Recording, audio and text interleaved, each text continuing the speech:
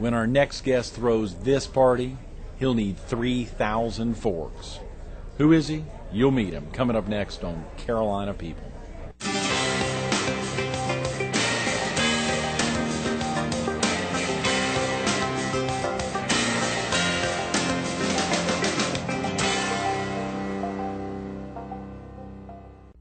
Good morning. Welcome to Carolina People.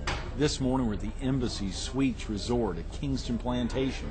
We're focused on the 13th annual American Heart Bowl to be held here this Saturday night. And we're visiting with the Director of Conference and Catering Services. Did I get that right? Carmine Rondinelli? No. The Director of Catering and Conference Services. Damn, I was close at 7 a.m. Starbucks has been brewing that coffee here. It's fantastic here in the lobby. Y'all have got a great setup here.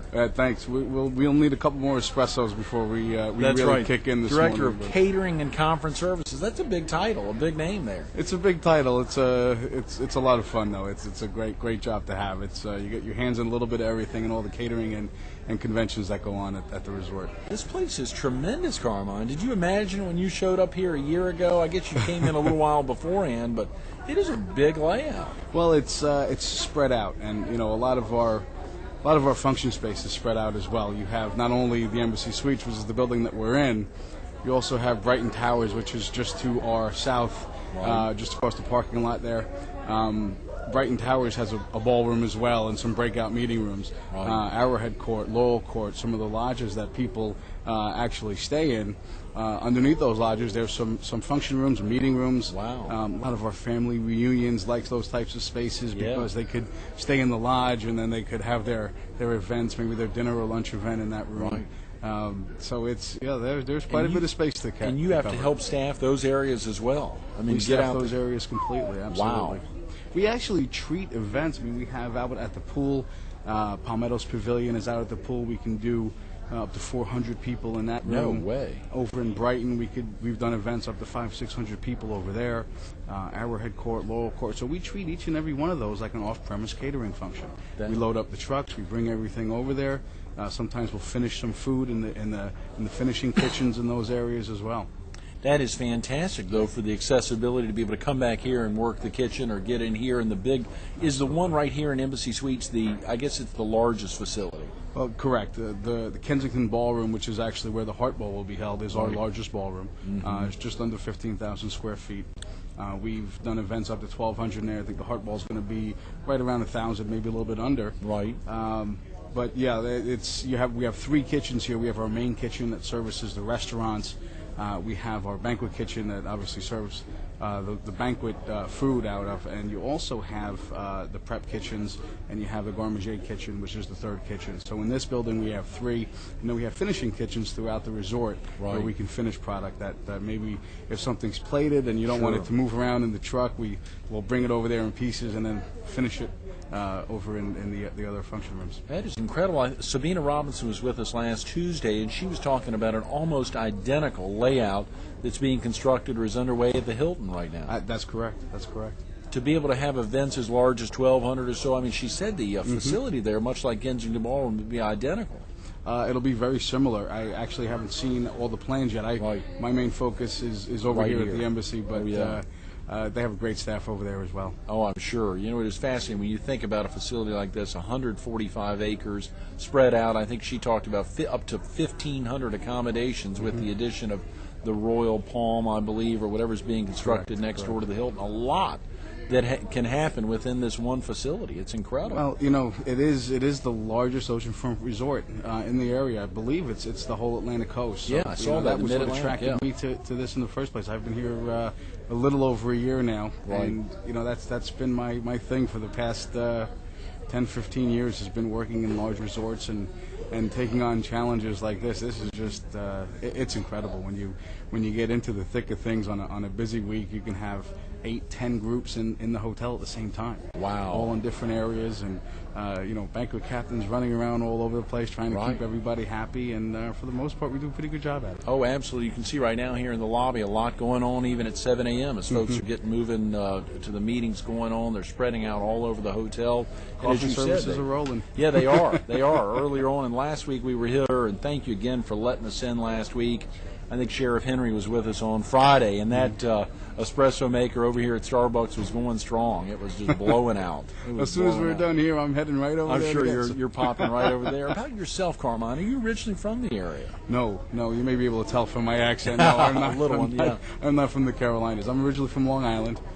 Grew up there. My family's in New Jersey right now, but I left Long Island when I was 18. I went to spent a few years in Providence at Johnson & Wales University. Right. Did that for a few years. Came back and actually started my career with Hilton in Tarrytown, New York. And then from there, was there about 4 years. Did the whole beverage manager, banquet manager, catering manager stint, and went south to Miami and started at the Doral Golf Resort. I was there for about 8 years. Really? The Doral, that's a real famous facility. Yes, it was a challenge similar to what we have here. That was a bigger, acreage-wise, it was larger because we had 5 golf courses on property. Wow. Doral Ryder Open was held, which is now the Ford Championship, was held there. Right. But it's very similar. I mentioned it to some people that work here. It's amazing how similar these two properties are, with the exception of a beautiful ocean view here. Which, in Miami we didn't have. We were inland with all those golf courses. The similarities in some of the function areas are pretty amazing. Well, just sitting here, of course, having been here the last 2 weeks, right behind us, out there on the ocean, there's a little restaurant right behind us, but last week I was sitting in a different seat so I could look out on the ocean as I was talking to guests, and of course just the whole setup here. It is amazing, kind of behind the scenes what we don't see in a facility like this with 385 rooms and the kind of events that you all put on. And of course, not to take anything away from some of the other amazing facilities up and down the beach, the Marriott, the Convention Center Hotel, folks that are packing them in. You guys are doing it constantly, and it's right on the ocean. Well, you have a situation like that, especially we all say, everybody that's in the hotel business will tell you, the hotel business is a small industry. Right. Everywhere you go, everyone you talk to knows somebody by somebody, and it's not even 6 degrees. It's usually 2 or 3 degrees of separation in this business. But when you're in a town as small as Myrtle Beach is, a lot of the hoteliers will stick together, and if we have a large event, sometimes some of our equipment we may need some additional chairs or something like that, and we could go next door to the Hilton and they'll help us out and let us borrow things from them, and then maybe we'll be a little slow and we can return the favor for them sometimes. It's just a lot of fun. We share stories, and it's a great thing. I'm sure Sabina talked about that last week, and I think Joe Delaney and Terry Harrelson, I believe, shared with us Director of Banquets, their incidents. I think it was Terry who had highlighted, for tables, we've got to have 10 or 11 tables of 12 for this Saturday night's event. And he said, if we don't have, we'll be popping down to the Marriott or somewhere to get them, and we'll help them out in the future. And that's great that you all have that kind of camaraderie. It's friendship by necessity. Right. We There's need still each other. That's a for good, sure. healthy level of competition, though, as well. Absolutely.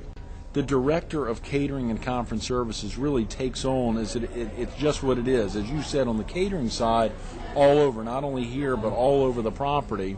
On the conference side, it's principally just here on, or is it all spread out as well? It's all spread out. With the only area that I don't really deal with is anything that goes on over at the Hilton Hotel. Okay, which is where they're building the Royal Palms and expanding that function space quite a bit over there as well. But no, you can have groups that have.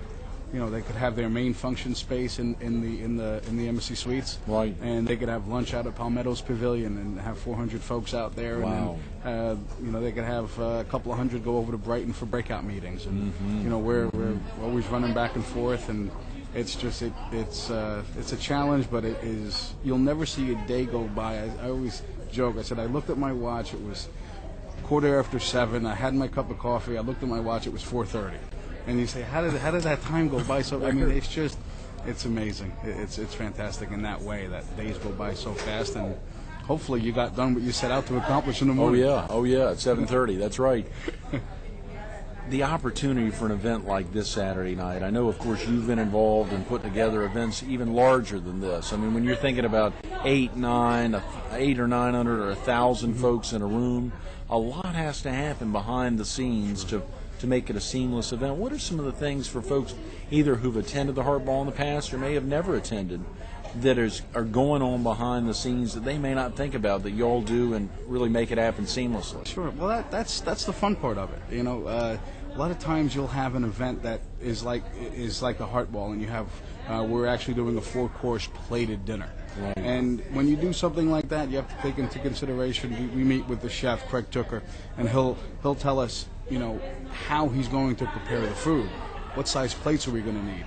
And in this particular case, we needed all larger plates. And typically we wouldn't need 4,000, 5,000 plates at the same time. Right. So that's some equipment that we had to go out and purchase. And Wow. if you don't know that well in advance, you can be in a little trouble if you didn't order it in time and get that equipment in. Right. When you're dealing with plates like that, it's not something you can borrow. You have your own set of china. Mm-hmm. So we have to purchase some more china. Same thing with our silverware. You're using 3, 4, 5,000 forks for one function. Right. You have to make sure that we're going to do a salad. We're doing our baby green salad. Mm-hmm. We're going to serve that with a fork. We're going to need an extra knife for that, and we walk through that. It's are we going to need a fork for dessert or a spoon for dessert? It's all those little things that Right. people don't really think about. That makes it interesting. And if you weren't doing a plated dinner, let's say we were doing a buffet dinner. Well, if you were doing a buffet dinner for 1,000 people, you would have to set up 5 or 6 different buffet lines with everything on it and spread everybody out to go yeah. through different lines. Now you're counting how many chafing dishes do we have in the house? Do we have that many? Right. So those are the types of things that you have to think about constantly. Chairs. How many chairs do we have?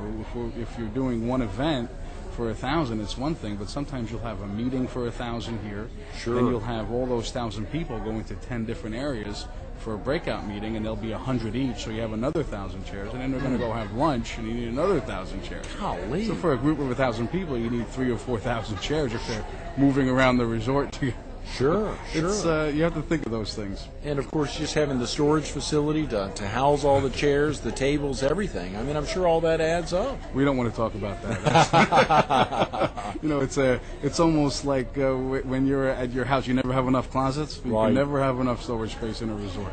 No matter how much you have, you could always use a ton more. I am But sure. we do a heck of a job. Terry and his staff and just do a wonderful job with moving equipment around and taking care of it. And you move that type of equipment around, it gets to be you're trying not to ding it up. Yeah, You're trying sure. not to bang it into doors, and you're trying not to ruin the property that you're working in when you're so busy. That's that's a big focus that we have here. And for folks, and of course, longevity is a big issue. You've got to be the newest guy on site, Carmine. We heard from Joe at a hardball meeting last week or the week before. He'd been here 18 years. Sabina, who was with us last Tuesday, said she'd been here 13 years. It actually started here 16 years ago. Terry Harrelson, who'd been here 12 years. Is that at all intimidating for you with all these Sabina's so young. We said she must have been born here if she was working here that long. No, actually, it's where I go and where I've been. I've 4 years here, 8 years there. I usually like to stick around for a while. Oh, sure. So yeah, to be the new guy was hard the first few months that I was here because it's such a massive resort that you need to have all the answers, and there are so many things to learn. I mean, 3 or 4 months before you learn where everything is and how everything is, and it takes time, and that's why people stick around so long. You get that type of when you've been in a place for that long, you feel that comfort, and you like to stick around. It's a great place to work. Why wouldn't you stay? Help make things so seamless. What are oftentimes, as you say, I mean, trial by fire. Mm-hmm. You've got to get dropped in quick and start learning quickly. But for the folks, if they've been around a while, it's so much easier to make sure to provide that seamless approach for all the folks. As Sabina and I talked about, the North Carolina Bar Association, which have been coming to Kingston forever, and it really is a regional destination, a name that folks have been using. I think it was 1986, more than 20 years now. Okay. But there's groups like that have been coming and wanting to come back. If they take a little hiatus, trying to get them back, it's a lot easier thing. Well, when you have a resort like that, like this, I mean, you have groups that come back constantly, again and again and again, and sometimes they just need a change of pace, Yeah. and they'll go somewhere else, and hopefully, their meeting goes well, but not too well. And then they come back to us in a couple of years. And that happens to the best of resorts. You want people to get that change, and then they come back and they'll spend another 5 years with you. But you can't expect those groups to come back, every year for 20 years. But a lot of those groups decide that, I know when Marriott opened, a lot of groups went over there because, they were the new kid on the block. They wanted to see what the Marriott had, and they do a wonderful job there. Sure. And, some groups, they will go there one year, they'll come here, they'll go to different hotels in the area, but the main focus is keeping them in Myrtle Beach at this point. Absolutely, keeping them coming here. Mickey McCamish, who was with us last Wednesday, talking about bringing folks here, using air travel. He's the president of Golf Holiday, doing whatever is possible to get folks here and using the airlines to make sure they're here, particularly for golfers. That also segues a little bit into the destination management company, which you segued off from a little bit from the hospitality industry and doing it, working for groups and doing your own thing. What was that like, Carmine? Well, it was interesting. It was, I always felt like I had that entrepreneurial spirit. Sure. After years of working in bakeries and pizzerias and restaurants and all those types of things, being in the resort business for as long as I was, we work with a lot of destination management companies. And what that is basically a company that says, an area like Myrtle Beach maybe won't have that many, they'll have a couple, but an area like Miami will have many, many destination management companies. And if you're coming down to Miami and your meeting is going to be at whichever resort, you come into Miami International and you need a company that is organizing your airport pickups and bringing you to the hotel and organizing all of your on-site events. Sometimes you'll refer to it as a meeting planning company. We're working with the hotel. We may even book the rooms for them. You may even have, if a company needs someone to handle all the decorations for their large gala night, tablecloths, entertainment, all that type of thing. If they want to go off-site from the hotel and they need, you're taking 300-400 people off-site for dinner, we arrange buses, did all of those types of things so that the client wouldn't have to worry about it. And you did that down in the Miami area, Did that in the Miami area, just only in Miami. We actually traveled a bit, took it on the road to Orlando a couple of times and went up to Jacksonville to do some events there. But mainly down in the Miami area. It was an interesting thing. I got it out of my system, but as crazy as it sounds, I miss the hotel business. I miss the rush of it all. The destination management business, you're busy, and then you're slow, and then you're busy. I just love the hotel rush industry. of it all. I love it. And at least I tried it. I know it. And, and you get back in. And that opened the opportunity to look at Kingston. It was soon thereafter that you entered back into the hotel business. Right. Actually, right from there, I just decided I wanted to get back into the resort industry, and Kingston happened to have a position open, and I had, just love the East Coast, as you can tell. I've been to Miami, Long Island, and now Myrtle Beach.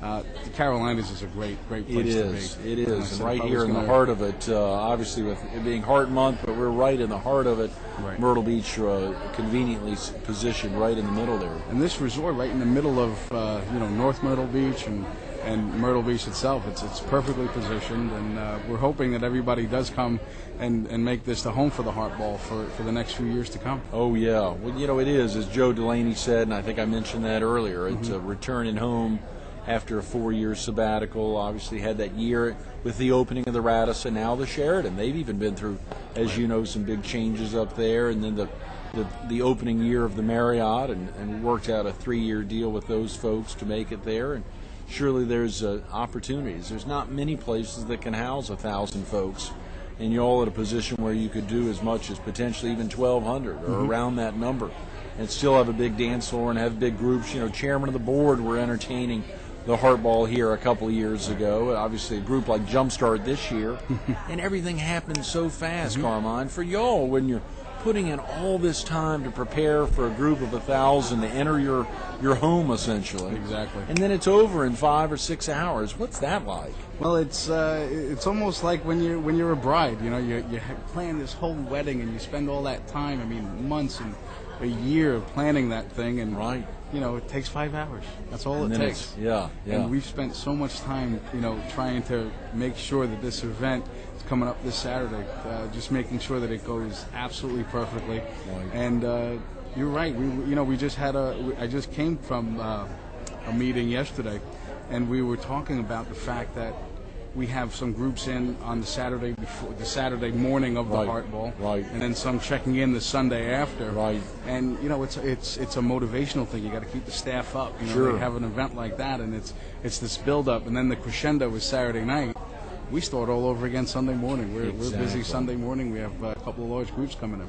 These banquet event orders, and thank you again. I took a look at one that was provided by either you or Joe or Sabina. Somebody gave us that, and y'all have those constantly. I mean, those are being filled out, whether it's for the dinner itself, the pre-function, everything that has to happen the day before. There's constantly putting together those event orders, and of course, we don't normally see that. Volunteers don't normally see behind the scenes what's going on, but there is a lot that has to happen. And as you say, keeping up the morale, keeping the staff excited about, golly, we got to take down 1,000 seats and get ready for a big crowd coming in the next morning. Precisely, and Joe does such a wonderful job with organizing, those meetings, and I can't count how many meetings we've had already on it. But a banquet event order meeting could take sometimes over an hour. You're going through, and we're just going through events coming in for the next 2 days. But, you have to think of everything and try to go through every last detail of them. And actually, today's Tuesday. Tomorrow will be Wednesday. We'll go through that event order again, and then we'll go through it again on Friday, the day before the event. That is tremendous. Well, we are, again, so thankful that you all have opened the doors, and seeing Craig, your new executive chef, who's only been around 3 or 4 months, redoing the menu, giving us an opportunity. He's excited about it. Of course, just a couple of weeks ago, some of the Hardball committee members were up here, and he went out of his way to help show off some of the items without showing off everything. I think he's keeping the dessert close to his chest. But of course, for you and Sabina and Terry Harrelson and all the others, top to bottom, you've got 40 or 50 folks that'll be helping make Saturday night's event successful. Oh, absolutely. There's between the wait staff and the management that'll be there, the rest of the conference services team, Erica and Kim and Katie Goyette, who's our new catering manager. Yes. Everybody will be on board to help out. We want you to know Katie is actually offered to volunteer that night. That's is helping out afterwards. She's going to help out. I don't know if she's actually working that day or not. I mean, she's really wanted to make an effort and has offered to help out on checking out and cleaning some stuff up that night. So actually, Katie's pretty new with us, and Katie's fired up. I mean, we have a very large catering conference services department, but we really haven't tapped into the local catering market as much as we should have, and that was one of my objectives when I came here. I said, we really need to tap into that. Now we have someone who's really, that's her main focus at this point, is to, aside from all the weddings and all the social events, trying to get into some of the local fundraisers and that type of thing, because we have so much beautiful space. And when we did the bridal fair a couple of weeks ago, we actually, I was amazed to see how many people come here and say, I had no idea what was behind those gates. I came here and it was, it was almost like you went through the gates and said, wow, look at all this. Absolutely. And that's what we want people to see. We want people to come and see us. And this Saturday night, we're going to have 1,000. So that's a good start for us. It'll be a good opportunity to remind folks again. And, of course, not only that, I think you and Katie had talked about, and Craig opened up the opportunity to even auction off some of his services. Absolutely. Craig took her. he knows that? Yeah. Oh, he knows. He knows. He knows. I had to pay him a little bit, but he's okay with that. He wants to know how much it's up to at this point. I said we haven't bid on it yet. Yes, he's going to provide a meal in your home for up to 8 people. Absolutely, and we're going to auction that off on Saturday night at the Heart Ball. Very excited about that. Wow! Yes, Very so excited. he will actually come and do a meal in someone's home. Absolutely. We've had the chefs year after year from Thoroughbreds doing that. Tom Mullally, who owns a local personal chef business, A Difference in Dining, is doing that. There's folks who are so excited that Craig is doing that, and very thankful again. Well, this is the type of thing, to say it plainly, I mean, we're in this business, and a lot of times we love to show off when we can. We spend so much time running around and trying to just keep pace with the kind of business we have. When we have an event like this, it gives us a chance to do something a little bit extra. And, we're all, I call us foodies. We're all foodies. I was a foodie for a long time, and I'll always be. I just love talking shop with the chefs and trying to come up with some new stuff to do. And some of the folks in my office, like I mentioned, Erica and Kim, and especially Joe and the whole staff, they just love to do something different. And this year we redid our banquet menus completely.